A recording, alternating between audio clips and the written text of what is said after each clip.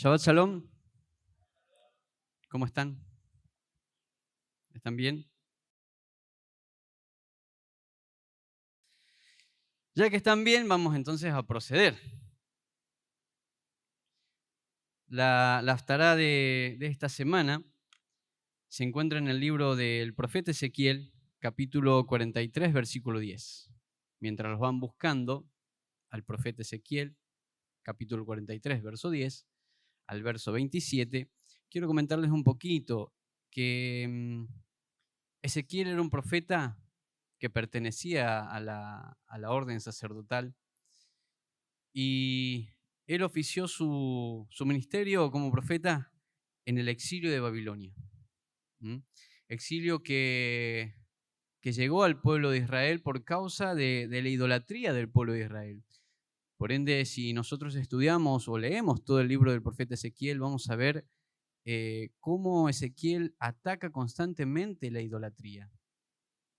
Ataca constantemente en contra de todo aquello que separaba al pueblo de Dios y denuncia lo que causó la destrucción del gran templo, lo cual fue la idolatría del pueblo de Israel. Bien, llegamos entonces, ¿sí? Dice así, voy a leer en esta versión que me pareció interesante, la NBI.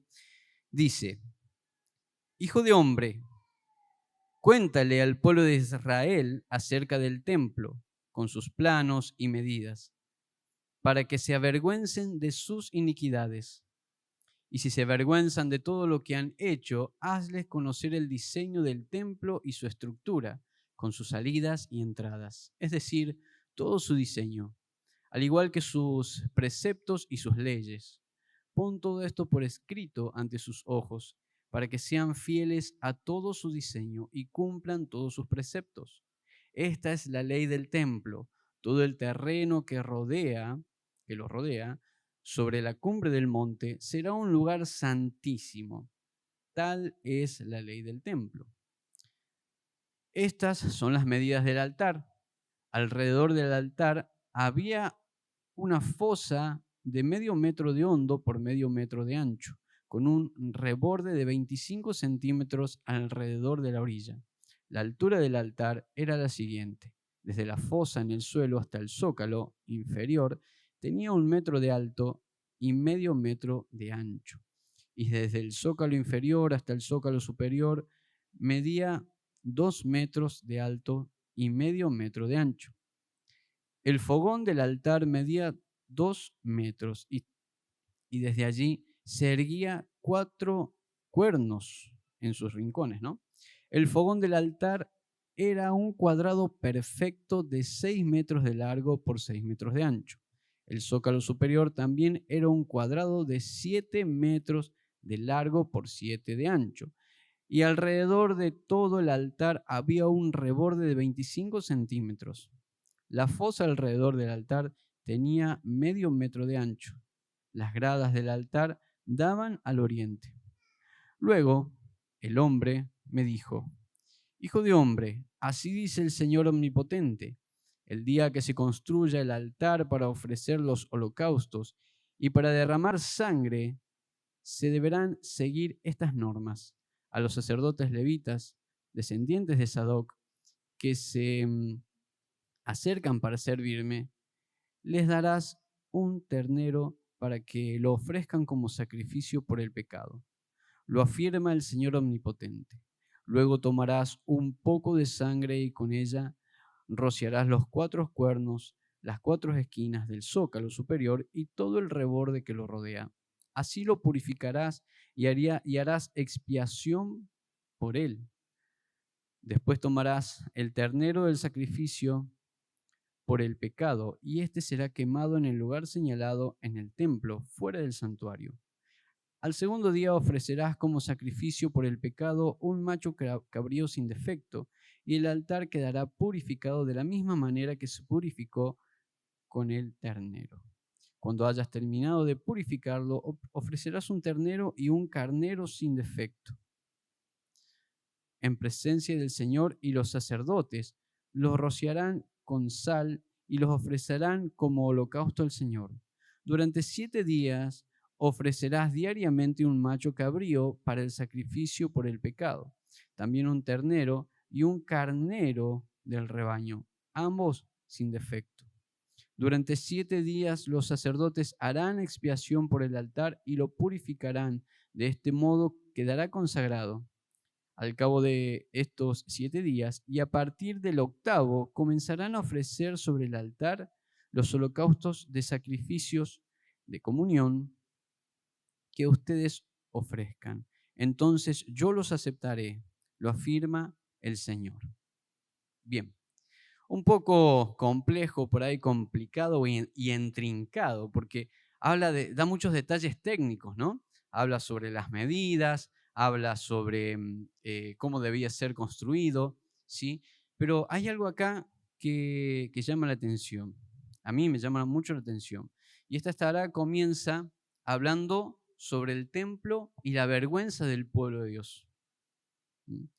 Habla sobre el pueblo que por causa de esa vergüenza necesita acercarse y arrepentirse de esa manera para volver a Dios. ¿Y lo hace de qué manera? Sino a través del estudio del templo, de las medidas, de la construcción, de toda la arquitectura, de todos los elementos que hay ahí. ¿Qué significa cada uno? Nosotros hemos estado estudiando todo eso, ¿no? Hemos estado y lo hacemos cada día y lo vamos a seguir haciendo. ¿Qué significa para nosotros cada utensilio del templo, cada elemento? ¿Qué simbolizan y cómo afecta a nuestra vida o cómo debemos aplicarlo en nuestra vida para que la voluntad del Eterno se haga real en nosotros, ¿sí? Ahora, hace énfasis en que eh, la clave, ¿sí?, de todo esto es buscar la santidad, ¿sí? Buscar apartarse del mundo, de la cotidianeidad, ¿sí?, de lo común, de lo vulgar del mundo, para ser santo para Él. Y lo dice diciendo de que todo ahí, desde el monte donde se asienta el templo, todo alrededor será santo. ¿Sí? Ya hemos hablado de esta expresión que se refiere a qué? A apartarse, a ser una persona consagrada para Dios y que debe estar en una constante renovación de esa santidad, de esa pureza que nos lleva a la santidad. ¿Sí? Luego, la porción ocupa si ustedes se fijan, desde el verso 13 al 27, es muy extenso hablando sobre el altar. ¿Sí? Si nosotros, y a ver, y lo hice, me llamó la atención las medidas porque no concordaban con las medidas del altar que habíamos visto en la parashá anterior. No sé si recuerdan la parashá Terumá, dan las medidas del altar de holocaustos, el altar de sacrificios. Y este es diferente. Este es más ancho, es más grande. Este es totalmente nuevo. Es un altar nuevo. ¿Sí?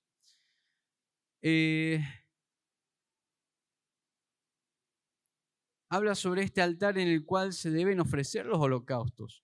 Pero si vemos, no es la misma medida em, que o que el pueblo de Israel estaba acostumbrado a ver. Era algo que salía de su imaginación. Ahora, el altar es el símbolo físico de nuestra alma. El altar es el símbolo físico de nuestro corazón, el lugar donde debe ser entregado y consumido nuestro ego.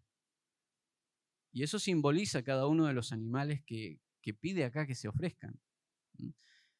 La parashá de esta semana, la parashá Tetzabé, nos habla del orden. ¿Sí? De hecho, eso significa Tetzabé, y ordenarás, ¿sí? Así dirás, así harás. Y es el orden sacerdotal y lo entendemos a partir de las vestimentas y hasta la manera en que se deben consagrar el sumo sacerdote y todos los sacerdotes que junto a él ofician su ministerio en el culto al Eterno. ¿Me van siguiendo? ¿Sí? Tetzabé, que es la parashá de esta semana, nos enseña que en nuestra vida, para que todo tenga sentido, debe tener un orden. Me van siguiendo, ¿no? En nuestra vida todo tiene que tener un orden y eso lo vemos en la parashá que estudiamos esta semana. Todo tiene una razón de ser. todo hay que hacerlo de esta manera, como el Señor así nos enseña. No es como siente mi corazón o como yo creo que, sino es como el Señor dice que tiene que ser. ¿Sí? Bien, ¿están de acuerdo conmigo en eso? Ah, bueno, sigo entonces. Ahora, les decía, para esto existen pasos, existen pautas como guías dentro del proceso de santificación, porque la santificación es un proceso que nosotros tenemos que comenzar desde que nos despertamos a la mañana, ¿sí? Y debemos continuar durante todo el día y así todos los días de nuestra vida. ¿Estamos?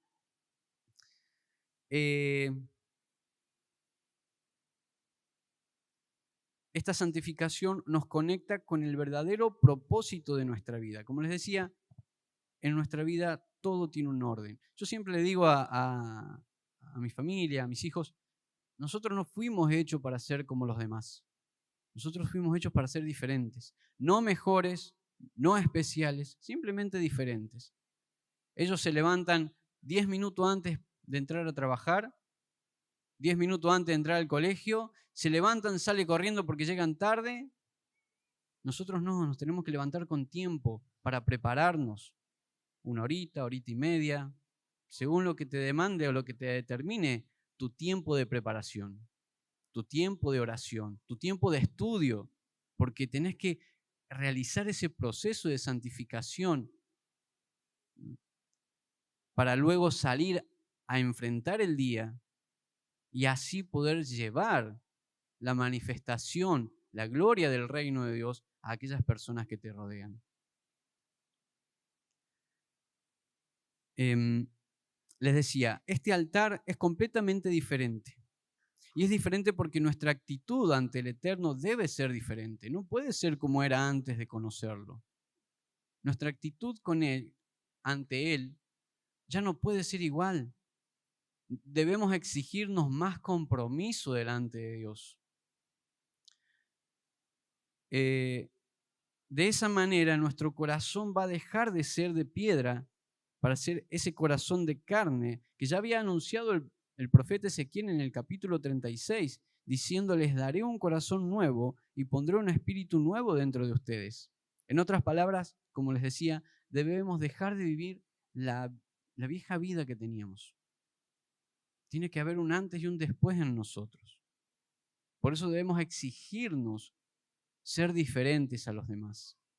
Ya no ser como los otros, ya no hacer lo que hacía antes, ya no hablar como hablaba antes, ya no pensar como pensaba antes, sino exigirme el buscar la santidad, porque esa es la ley del templo. Todo ahí tiene que ser santo. Y si no, no puede entrar en el templo. La impureza y el pecado fue lo que destruyó el primer templo. ¿Me van siguiendo? Bien. Nuestra vida ya no debe ser guiada por nuestra propia inclinación al mal, nuestro ego. Debemos dejar de montar altares a las deidades que nosotros mismos inventamos. Llámense trabajo, llámense estudio, el novio, la novia, el hijo, la esposa, el esposo, la casa. Tantas cosas levantamos como deidades y le hacemos un altar. No, el Eterno quiere que tengamos un altar, este altar, y que sea santo y puro para Él, y que en Él oficiemos el sacrificio que Él nos demanda para que estemos delante de Él, con Él, siempre y para siempre. Ahora, nuestra inclinación al mal es ese ego que nos lleva, ¿sí?, a la deportación. En este caso, la deportación de Israel a Babilonia nos lleva al exilio, ¿sí? Y el motivo por el cual debemos avergonzarnos es el exilio. Y esa vergüenza, vieron que muchas veces uno siente vergüenza, ¿no? Cuando viene a la reunión, cuando habla con alguien que le habla de Dios, ¿no? ¿No les pasó la primera vez? Es como que sentí cierta intimidación, cierta vergüenza. Y es esa vergüenza la que te está diciendo: hey, tengo algo para vos. Y eso algo es el plano de toda tu vida para que seas renovado, seas transformado y vivas una vida digna y plena en la voluntad de Dios, para que vivas lo que Dios ha diseñado para vos. A través del estudio de este nuevo templo, si nosotros leemos el libro de Ezequiel, vamos a ver que da ciertas medidas del templo, del patio del templo, de las habitaciones sacerdotales, y da medidas que por ahí no corresponden con las medidas del templo que vemos en el libro de Reyes que construye Salomón. No es el mismo. Tampoco coincide con el tabernáculo que estaba en el desierto. Las medidas no coinciden.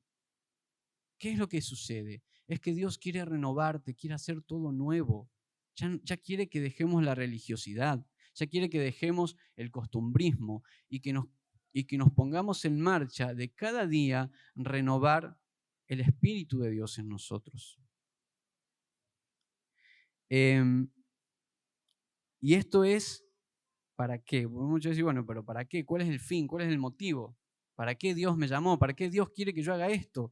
Si no, como dice Moisés, le dice en Deuteronomio Devarim, al pueblo de Dios, le dice que es para que nosotros vivamos amando a Dios y vivamos amando a nuestro prójimo, porque para eso hemos sido creados. No ha sido solamente para que recibas la casa, para que recibas el auto, para que recibas la familia que querías o el trabajo que estabas buscando, sino Él va mucho más allá. Su plan es trascendental. Él quiere que lo que hagas deje una huella, no solo en vos, en tu familia, sino en todas las personas que te rodean. Para eso existimos. Por eso debemos exigirnos más que los demás. Ahora bien, ustedes vieron que habla de 3 clases de animales en el sacrificio, que ya lo hemos visto antes, ¿sí? Y vamos a seguir hablando de esto. Y habla sobre ¿qué? El novillo, sobre los corderos, ¿no es cierto? Y sobre las cabras, ¿sí? Habla sobre el novillo, el cual hace referencia a nuestra fuerza, a nuestro poder, el famoso yo puedo hacer esto, yo puedo. No, eso tenemos que sacrificarlo en ese altar. Altar que fue renovado para nosotros por medio de su Yeshua. Y dejar que sea Dios el que tome las riendas del asunto. El cordero hace referencia a nuestra tendencia natural de asimilarnos y seguir la corriente. Si todos lo hacen, ¿por qué yo no? Si todos van al, ¿cómo dicen? El último primer día, ¿por qué yo no voy a ir? Si todos hacen Halloween, todos hacen carnaval, ¿por qué yo no voy a ir? Ah, pero si los de la otra iglesia van, ¿por qué yo no? Ah, pero si mi vecino va, ¿por qué yo no puedo? Una vez uno de mis hijos me dice, pero ¿y por qué yo no puedo hacer esas cosas? ¿Y por qué no? Porque fuiste creado para ser diferente. No podés aceptar esas cosas en tu vida. El caprino, o sea, el chivo, la cabra, hace referencia a nuestra rebeldía. Es decir, el yo soy así, ya no cambio más. No, yo soy así, así me hicieron mis padres, así me hizo la sociedad. Todo esto es lo que tenemos que entregarle al Señor y decir, Señor, yo quiero ser como vos quieras que yo sea, porque quiero hacer tu voluntad, quiero hacer lo que vos quieras que yo haga. ¿Me van siguiendo? Y esto es lo que cada día tenemos que nosotros sacrificar en nuestro altar cada mañana. Por eso les decía, si se levantan 10 minutos antes de ir a trabajar o de ir al colegio, yo no creo que te alcance el tiempo para orar y entregarle todas estas cosas al Señor. No, postrado en tu habitación, en el comedor, en donde sea que lo hagas, ¿sí? Haces el shaharit, bendecís a Dios y le entregás todo esto a Dios. Le decís, Señor, yo sin vos no puedo. Sacrificás tu animal, ¿no? Señor, yo no quiero ser como los demás. Yo quiero ser la persona que tú diseñaste que yo tenía que ser. Señor, yo no quiero ser como soy. Yo quiero ser como tú pensaste que yo tenía que ser. Sacrificás tu animal en ese altar. Sacrificás tu ego. Y eso es lo que nos está diciendo aquí el profeta. Tenemos que buscar la santidad porque es la única manera de entrar a la presencia de Dios. Por eso cada mañana y cada tarde, porque este sacrificio, recuerdan, ¿no? Era a la mañana y a la tarde, ¿no es cierto? Debemos hacerlo todos los días, durante 7 días. Y uno dice, se me ocurrió a mí, digo, bueno, ¿pero acaso Yeshua no murió por nuestros pecados? Claro que sí. Y por eso es que Él está oficiando como sumo sacerdote en el lugar santo, en el lugar santísimo. Y nosotros estamos en nuestro altar sacrificando cada día nuestro ego para que cuando el Mesías se manifieste en su gloria, podamos nosotros comenzar, como dice ahí, a partir del 8º día, en el verso 27,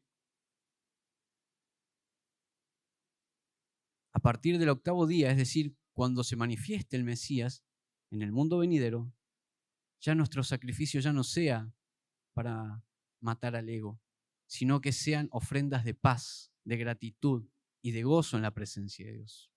Así que bueno, esto es lo que le quería compartir, la verdad que es muchísimo. Y digo yo, voy a tratar de resumirlo lo que más pueda.